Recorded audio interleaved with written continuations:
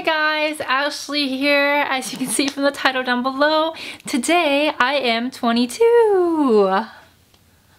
Adulting. So I thought I would do a little bit of a different style video for you and kind of just take you a walk through memory lane, my memory, and show you all the books that have inspired my reading taste over the years. Basically, 22 years old, 22 books that made me into the reader I am in today, and I thought it'd just be fun just to see, you know, all the good, the bad, the cheesy, the great, the amazing books I've read in 22 years. Enjoy!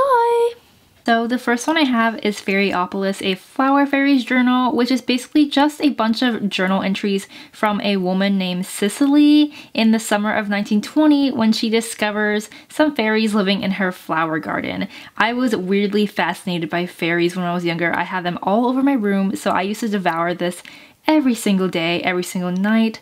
I love this book so much, especially because of the beautiful illustrations as well as the little pop-ups they have inside. Here's some fairy dust, that cardboard, obviously that's real. A little bit of a genre change for this one. We have In a Dark Dark Room and Other Short Stories by Alvin Schwartz. As I was obsessed with fairies when I was younger, I was also fascinated by horror stories of all kinds. This is one of my very first horror ones. My favorite story in this one is called The Green Ribbon, which is just about a girl who wears a green ribbon around her neck until one day when she's passing away, she takes it off and her head falls off. So that's lovely. Next up, we have one of the first series I actively read when I was in elementary school, and that is The Magic Treehouse. This one is Summer of the Sea Serpent by Mary Pope Osborne. When I was in second grade, my teacher would always read these to us during story time to our class, and I absolutely fell in love with the story and the adventures they go on. This one is especially dear because my parents gave it to me during the Christmas of 2005. As you can see here, it is written on the inside. Alright, don't mind my combat boots here, but next we have another series I loved in elementary school, and that is the SpiderCorrect Chronicles by Tony DiTerrelli and Holly Black. It combines my two favorite things, obviously fairies and creatures, and horror. So obviously you're gonna love those two together. And I love that I read Holly Black back in the day, and I still read her now, so that's pretty cool.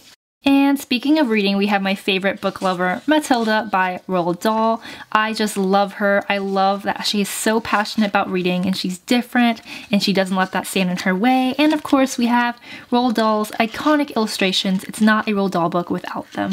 And of course it wouldn't be horror without the Goosebumps series by R.L. Stine. I used to devour these things and I would try to check them out from the library whenever I could, even though they genuinely terrified me. I also would play a little game of I Spy and try to find the illustrator's name on the front covers like I'm doing here. And surprise, surprise, another horror story. This one is Jade Green, a ghost story by Phyllis Reynolds Naylor. It was about a girl who moved to a house where nothing green was allowed or bad things would happen.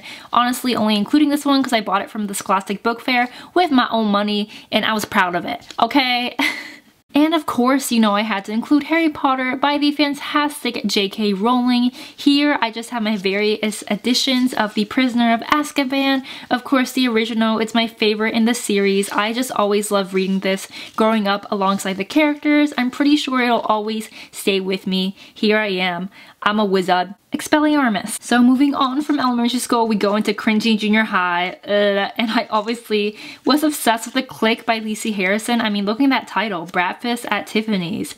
If that doesn't say it all, then I honestly don't know what does. Speaking of cringy books, can you see it? Can you see it? You know what book this is. Bam! It's Twilight by Stephenie Meyer. We were all there. We all went there. We were all in that phase. And look at my copy. It is completely wrecked. I did not take care of this book at all. And I did go and dig up. I also had the New Moon Companion Guide. Boom! Because obviously we all love the movies as well, and I for some reason have a bookmark in here on this page.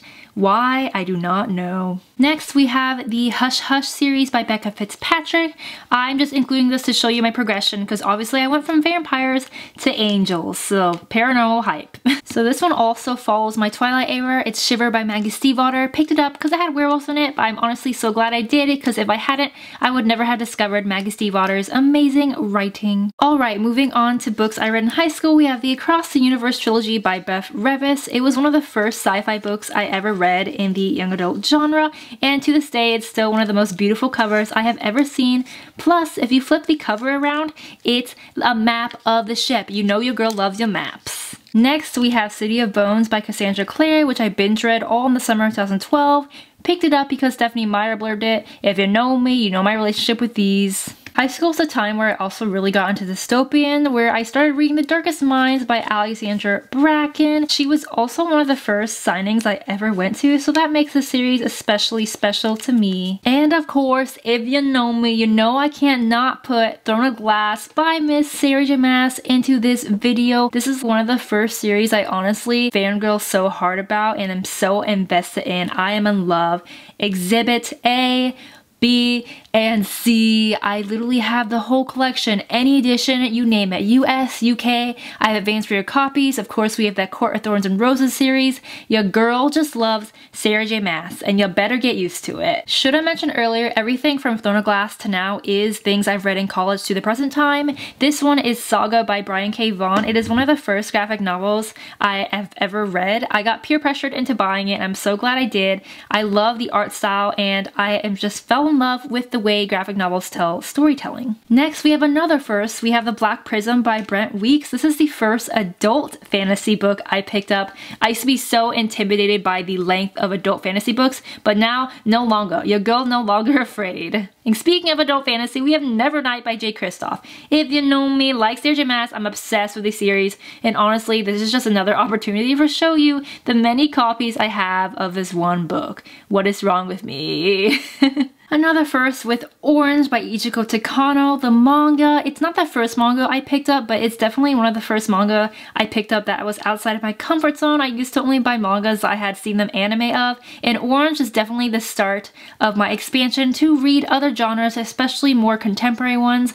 So I thank Orange for letting me expand my manga genre, and as you can tell, I obviously have.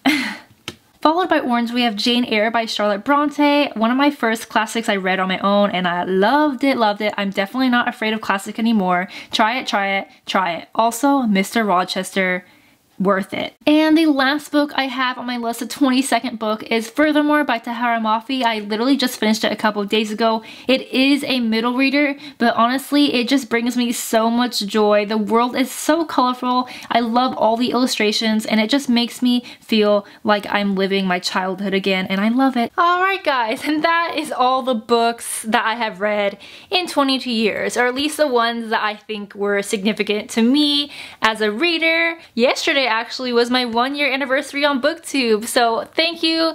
It's my birthday, but also just want to say thank you to all of you who have subscribed to me over this past year. It's been incredible. I'm so happy I decided to join BookTube and this community. I cannot be more grateful. You know what to do. Give it a like and comment down below. Let me know some of your books that were significant to you throughout your childhood or even now, or a book that got you into reading, anything like that. Don't forget to subscribe. Alright guys, my name is Ashley. This is AshleyOutPaged, and I will see you guys next time. Bye! Thank you! I don't know about you, but I'm feeling 22. Sorry, I had to do it. You know I had to. Been waiting forever to sing this song, and now it's finally true. I'm 22!